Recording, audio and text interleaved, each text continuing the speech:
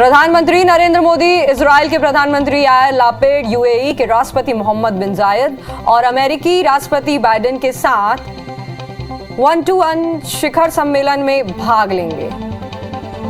पहला leaders summit आज दोपहर 4 बजे आयोजित होगा। अमेरिका, यूएई और इजराइल के साथ भारत की एक नई साझेदारी शुरू हो रही है, जिसे I2U2 का नाम दिया गया है। देश में 18 साल से ऊपर के सभी लोगों को कोरोना का बूस्टर डोज मुफ्त मिलेगा। बुधवार को कैबिनेट ने इस प्रस्ताव को मंजूरी दे दी है। सभी सरकारी अस्पतालों में 15 जुलाई से बूस्टर डोज लगवाया जाएगा। हालांकि फ्री डोज लगे 75 दिन के लिए ही उपलब्ध होगा। अभी देश में कोरोना वैक्सीन का पहला और दूसरा डोज मुफ्त है, जबकि बूस्टर डोज के लिए भुगतान 75 दिन के लिए ही उपलब्ध होगा। अभी देश में कोरोना वैक्सीन का पहला और दूसरा डोज मुफ्त है, जबकि बूस्टर डोज के लिए भुगतान करना होता है। भारत और इंग्लैंड के बीच वनडे सीरीज का दूसरा मुकाबला आज लॉर्ड्स में खेला जाएगा। ये मैच टीम इंडिया के लिए बहुत खास होने वाला है। अगर आज टीम इंडिया इंग्लैंड को हरा देती है तो ये तीनों फॉर्मेट को मिलाकर टीम इंडिया की इंग्लैंड के खिलाफ 100वीं जीत हो जाएगी। भारत और इंग्लैंड के बीच अब तक 257 मैच खेले जा चुके हैं।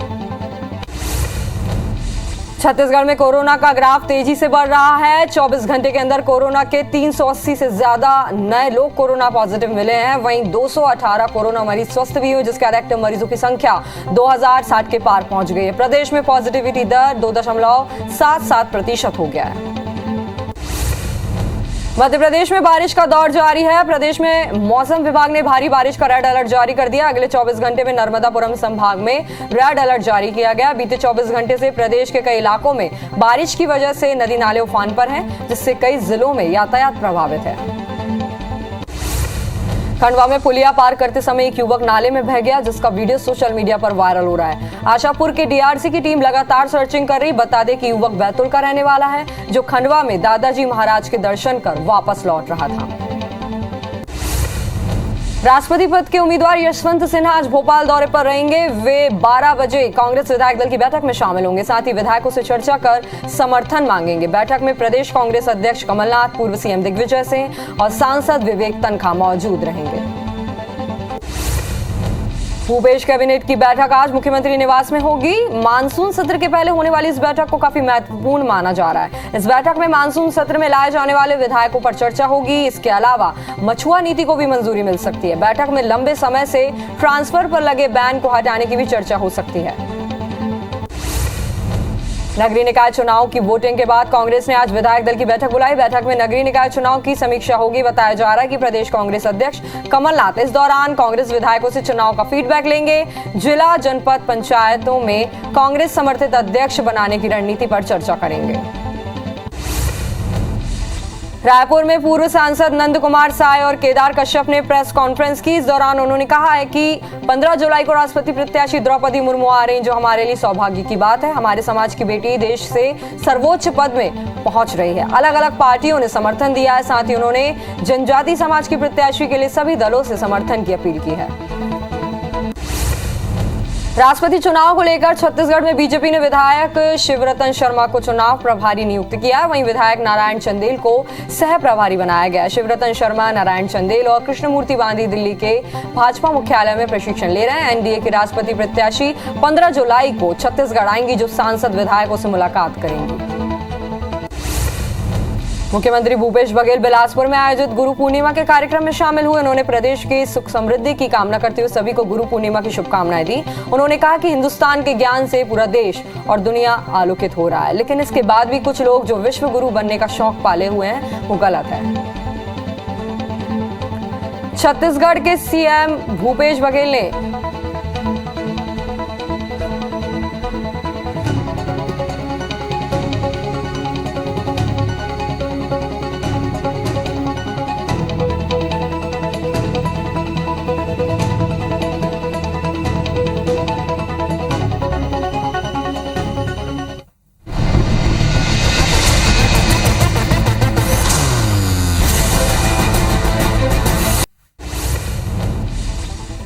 छत्तीसगढ़ के सीएम भूपेश बघेल ने केंद्र से रासायनिक उर्वरकों की कम आपूर्ति को देखते हुए कृषि उत्पादन आयुक्त को केंद्र से समन्वय कर मांग के अनुरूप रासायनिक उर्वरकों की आपूर्ति के लिए पत्र लिखने को कहा है। उन्होंने अधिकारियों को मौसम की स्थिति पर नजर रखने और खाद बीज की पर्याप्त मात्रा में उपलब्धता सुनिश्चित करने के निर्देश दिए हैं। सरगुजा से नई ट्रेन सेवा को लेकर कैबिनेट मंत्री कवासी लखमा का बयान सामने आया है, जिसमें उन्होंने बस्तर से भी नई रेल सुविधा शुरू करने की मांग की है।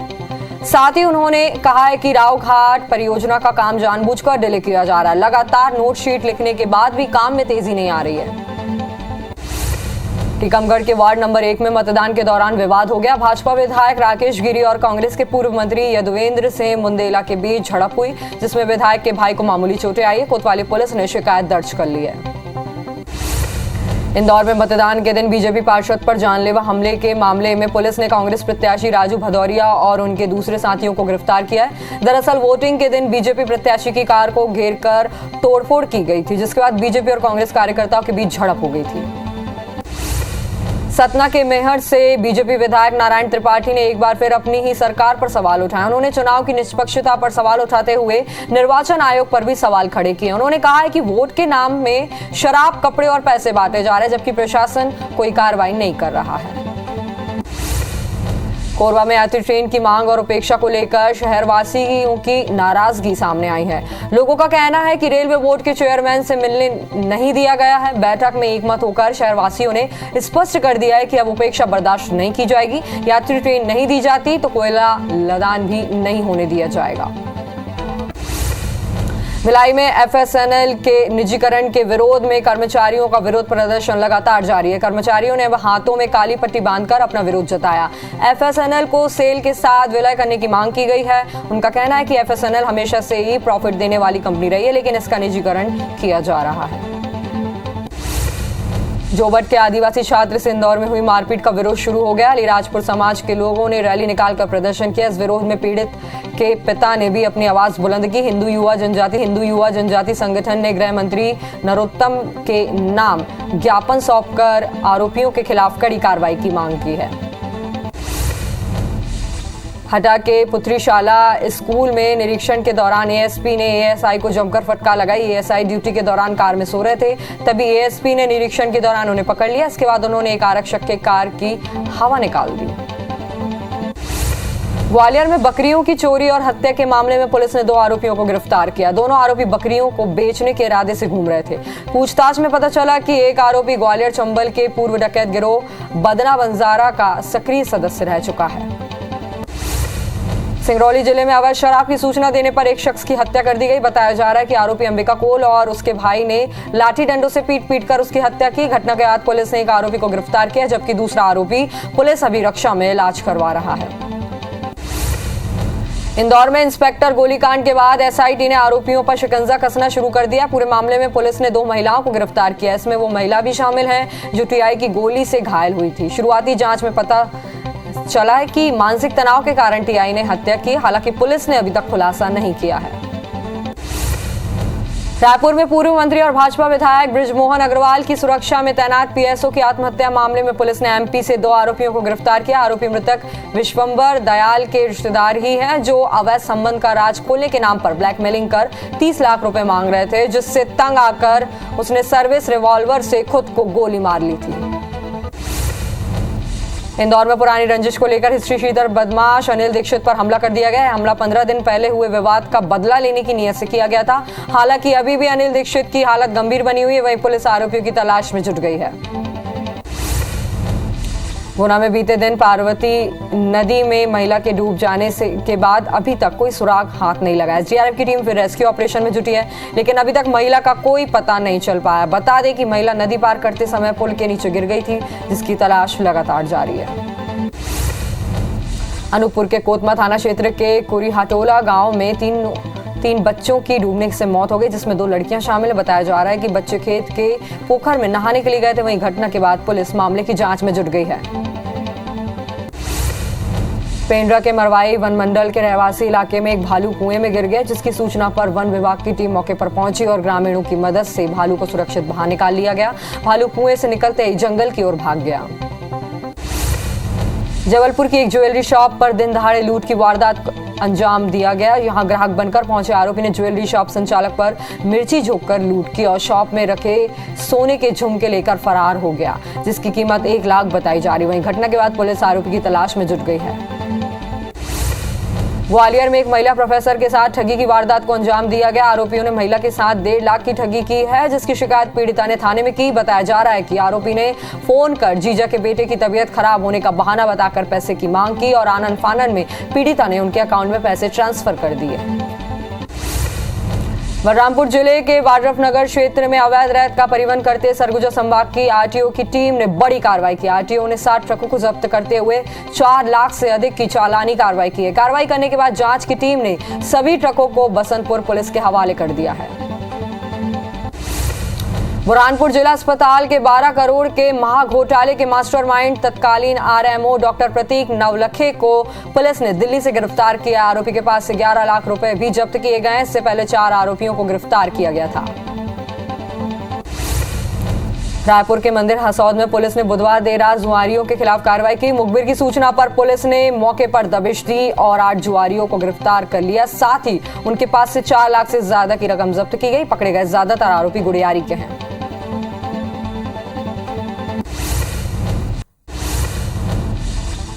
भारत में कोरोना के मामले लगातार बढ़ रहे हैं। देश में 24 घंटे के अंदर कोरोना के 20,001 मामले सामने आए हैं, जबकि 16,480 से ज्यादा लोग ठीक भी हुए हैं। वहीं कोरोना से 38 लोगों की मौत भी हुई, जिसके बाद एक्टिव मरीजों की संख्या बढ़कर 1,36,070 के पार पहुंच गई है।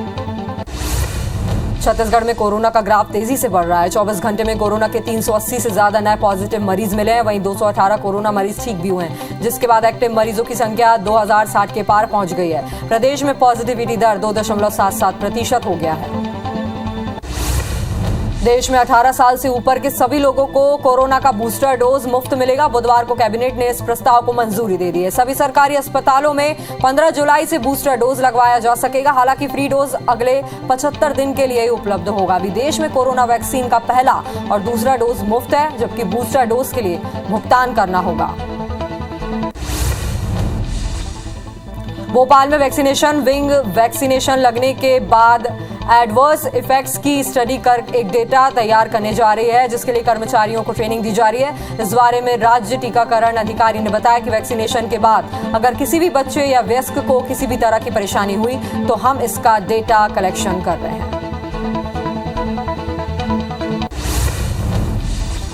आज से सावन मास की शुरुआत हो गई है। सावन के शुरू होते ही शिव मंदिरों में भगवान शिव की पूजा अर्चना शुरू हो गई है। सावन का महीना भगवान शिव को समर्पित है। शिव भक्तों के लिए सावन महीना सबसे प्रिय माना गया है। सावन के महीने में ही पवित्र कांवड़ यात्रा का आयोजन किया जाता। मान्यता है कि सावन के महीने में पूजा करने से भगवान शिव बहुत जल्दी प्रसन्न होते हैं।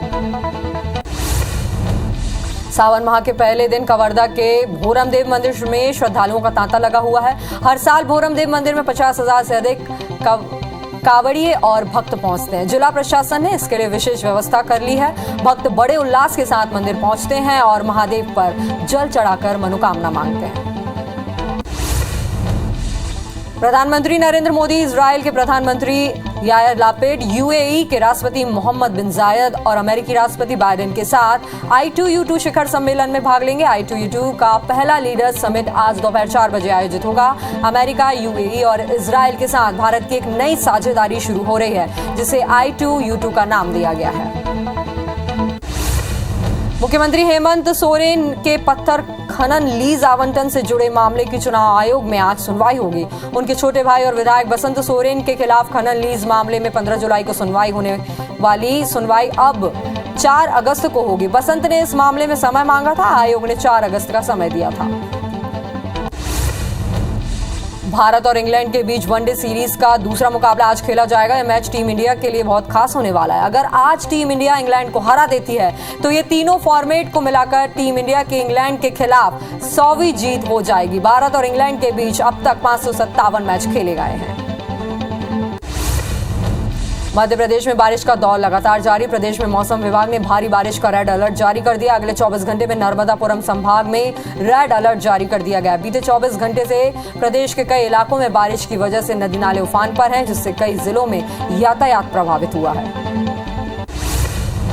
खंडवा में पुलिया पार करते समय एक युवक नाले में बह गया, जिसका वीडियो सोशल मीडिया पर भी वायरल हो रहा है। आशापुर के डीआरसी की टीम लगातार सर्चिंग कर रही है। बता दें कि युवक बैतूल का रहने वाला है, जो खंडवा में दादाजी महाराज के दर्शन कर वापस लौट रहा था। रायसेन जिले के सबसे बड़े कोपरा गांव में बारिश ने प्रशासन के दावे की पोल खोल रख दी है। यहां स्कूल परिसर में घुटने तक पानी भरा हुआ है, जिसे पार कर बच्चे स्कूल जाने को मजबूर हैं। वहीं नेशनल हाईवे रोड पर भी पानी से जलमग्न हो गया है। स्थानीय जनप्रतिनिधियों के प्रति लोगों में काफी आक्रोश है। खरगोन में भी लगातार बारिश का दौर जारी है, जिसकी वजह से कुंदा नदी का जल स्तर बढ़ने लगा। वाटर लेवल बढ़ने से बाढ़ जैसे हालात बन गए। इस दौरान पानी के तेज बहाव में पुलिस की बैरिकेड्स भी बह गए हैं। बारिश का पानी कुछ दुकानों में भी भर गया है। वहीं सराफा बाजार भी पानी से लबालब हो गया है, जिससे लोगों को काफी दिक्कत का सामना करना पड़ रहा है। बलौदा बाजार में 2 दिनों से लगातार तेज बारिश हो रही है, जिसके चलते नदी नाले उफान पर हैं। बरघाट नाला पुल से 2 फीट ऊपर पानी बह रहा है। महानदी स्थित एनिकेट भी पानी में डूब गए हैं। बारिश के चलते कसडोल पिथौरा मुख्य मार्ग में पानी भर गया है। कसडोल से कुकरी कोना गांव का संपर्क भी पूरी तरह से टूट गया है।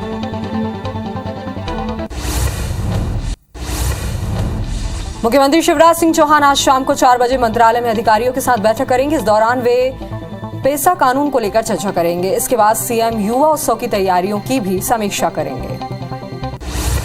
भूपेश कैबिनेट की बैठक आज मुख्यमंत्री निवास में होगी। मानसून सत्र के पहले होने वाली इस बैठक को काफी अहम माना जा रहा है। इस बैठक में मानसून सत्र में लाए जाने वाले विधेयकों पर चर्चा होगी। इसके साथ ही मछुआ नीति को भी मंजूरी मिल सकती है। बैठक में लंबे समय से ट्रांसफर पर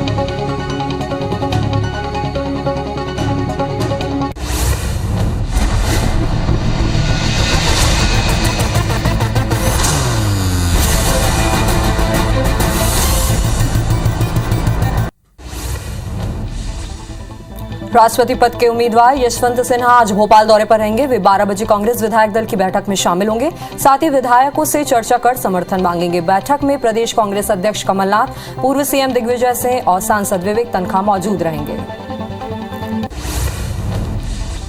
एनडीए की राष्ट्रपति पद की प्रत्याशी द्रौपदी मुर्मू कल भोपाल दौरे पर रहेंगी। मुर्मू दोपहर 2 बजे भोपाल पहुंचेंगी, जहां वो सीएम हाउस में बीजेपी विधायक दल की बैठक में शामिल होंगी।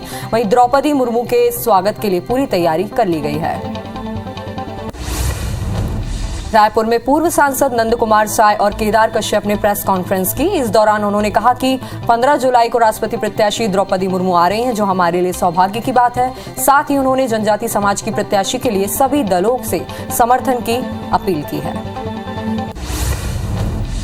राष्ट्रपति चुनाव को लेकर छत्तीसगढ़ में बीजेपी ने विधायक शिवरतन शर्मा को चुनाव प्रभारी बनाया। वहीं विधायक नारायण चंदेल को सह प्रभारी बनाया गया है, जिसके लिए वे दिल्ली के भाजपा मुख्यालय में ट्रेनिंग ले रहे हैं। बता दें कि एनडीए की राष्ट्रपति प्रत्याशी 15 जुलाई को छत्तीसगढ़ आएंगी, जो सांसद और विधायकों से मुलाकात करेंगी। नगरीय निकाय चुनाव की वोटिंग के बाद कांग्रेस ने आज विधायक दल की बैठक बुलाई है। बैठक में नगरीय निकाय चुनाव की समीक्षा होगी। बताया जा रहा है कि प्रदेश कांग्रेस अध्यक्ष कमलनाथ इस दौरान कांग्रेस विधायकों से चुनाव का फीडबैक लेंगे। जिला जनपद पंचायतों में कांग्रेस समर्थित अध्यक्ष बनाने की रणनीति पर भी चर्चा करेंगे। सरगुजा से दिल्ली के लिए ट्रेन आज से शुरू होगी। सांसद रेणुका सिंह हरी झंडी दिखाकर ट्रेन को रवाना करेंगी। यह ट्रेन हफ्ते में एक दिन गुरुवार को चलेगी। इस तरह सरगुजा संभाग के लोग 20 घंटे का सफर कर राजधानी दिल्ली पहुंच सकेंगे। कई सालों से सरगुजा संभाग के लोग मांग कर रहे थे कि जो आज पूरा होने जा रहा है। सरगुजा से नई ट्रेन सेवा को लेकर कैबिनेट मंत्री कवासी लखमा का बयान सामने आया है, जिसमें उन्होंने बस्तर से भी नई रेल सुविधा शुरू करने की मांग की है। साथ ही उन्होंने कहा है कि रावघाट परियोजना का काम जानबूझकर डिले किया जा रहा है। लगातार नोटशीट लिखने के बाद भी काम में तेजी नहीं आ रही। नीट की परीक्षा 17 जुलाई को देश भर में आयोजित की जाएगी। परीक्षा दोपहर 2 बजे शाम करीब 5:30 बजे तक होगी। इसके लिए भोपाल समेत देश भर में 497 एग्जाम सेंटर बनाए गए। 18 लाख से ज्यादा छात्र परीक्षा में शामिल होंगे, जिसके लिए एडमिट कार्ड भी जारी कर दिया गया है। इंदौर में मतदान के दिन बीजेपी पार्षद पर जानलेवा हमले के मामले में पुलिस ने कांग्रेस प्रत्याशी राजू भदौरिया और उनके दूसरे साथियों को गिरफ्तार किया है। दरअसल वोटिंग के दिन बीजेपी प्रत्याशी की कार से तोड़फोड़ की गई थी, जिसके बाद बीजेपी और कांग्रेस कार्यकर्ताओं के बीच झड़प भी हुई थी। सतना के मैहर से बीजेपी विधायक नारायण त्रिपाठी ने एक बार फिर अपनी ही सरकार पर सवाल उठाए। उन्होंने चुनाव की निष्पक्षता पर सवाल उठाते हुए निर्वाचन आयोग पर भी सवाल खड़े किए। उन्होंने कहा है कि वोट के नाम में शराब, कपड़े और पैसे बांटे जा रहे हैं और प्रशासन कोई कार्रवाई नहीं कर रहा है। बिलासपुर में छत्तीसगढ़ अधिकारी कर्मचारी फेडरेशन की संभागीय बैठक हुई। बैठक में 25 जुलाई से 29 जुलाई तक काम बंद हड़ताल पर जाने का निर्णय लिया गया। इस हड़ताल को सफल बनाने के लिए प्रदेश भर के सरकारी अधिकारी कर्मचारियों के शामिल होने का आह्वान भी किया गया है। बिलासपुर हाईकोर्ट ने मानसिक अस्वस्थता का आधार सिद्ध न होने पर तलाक का आदेश निरस्त किया है। कोर्ट ने निचली अदालत के आदेश को निरस्त करते हुए डिवीजन बेंच ने पत्नी की अपील को स्वीकार किया है।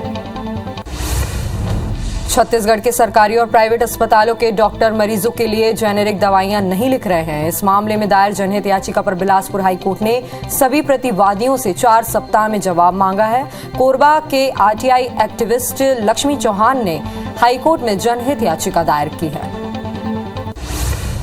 कोरबा में यात्री ट्रेन की मांग और उपेक्षा को लेकर शहरवासियों की नाराजगी सामने आई है। लोगों का कहना है कि रेलवे बोर्ड के चयन से मिलने नहीं दिया गया है। बैठक में एकमत होकर शहरवासियों ने स्पष्ट कर दिया है कि अब उपेक्षा बर्दाश्त नहीं की जाएगी। यात्री ट्रेन नहीं दी जाती है तो कोयला लदान भी नहीं होने दिया जाएगा।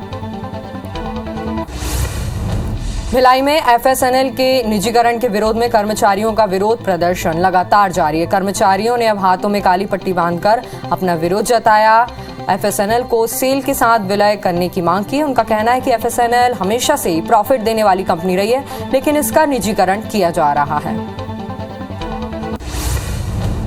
सतना के मैहर में मतदान खत्म होने के बाद नगर पालिका के सामने बीजेपी और कांग्रेस प्रत्याशी आपस में भिड़ गए। ये विवाद वार्ड नंबर 15 में फर्जी मतदान के मामले को लेकर हुआ है। वहीं घटना के बाद पुलिस ने दोनों पक्षों की शिकायत पर जांच शुरू कर दी है।